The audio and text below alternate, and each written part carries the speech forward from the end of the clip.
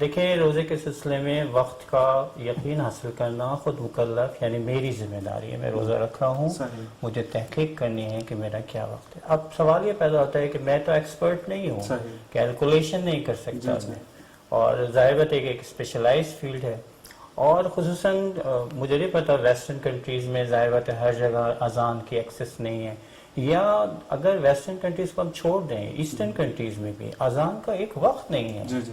جو اذان دینے والے مؤذن ہیں وہ اتنے ایکسپرٹ نہیں ہیں. یہ جو کیلنڈر ہم خود دیکھ رہے ہیں جو چھپ رہے ہیں وہ سب کے سب ایکوریٹ نہیں ہے, معتمد ہونا ضروری ہے.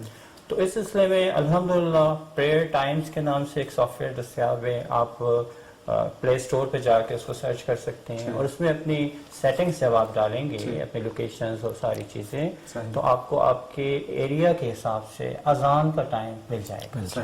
اب اذان کا جب ٹائم مل جاتا ہے تو تقریباً مراجع کا کہنا یہ ہے کہ روزے کی یقین حاصل ہونا چاہیے کہ آپ اس ڈیوریشن میں کر رہے ہیں, امساک کر رہے ہیں یا روزہ رکھ رہے ہیں کہ جو کہ یقینی طور پر فجر کا ٹائم ہے. تو اس کے لیے کیا کہتے ہیں, وہ کہتے ہیں کہ 4 سے 5 منٹ آپ اس ایکوریٹ ٹائم سے پہلے امساک کر لیں. اب ایک سوال بہت کنفیوژن, بھائی آخری ٹائم میں 2 منٹ پہلے آنکھ کھلی ہے اور اب کیا کریں, کیا ہم اس احتیاط کو فالو کریں یا نہیں, ہم جو ہے وہ فجر تک کچھ کھا پی سکتے ہیں. تو بالکل اگر آپ یقینی طور پر ٹائم کیلکولیٹ کر چکے ہیں تو آپ کھا پی سکتے ہیں.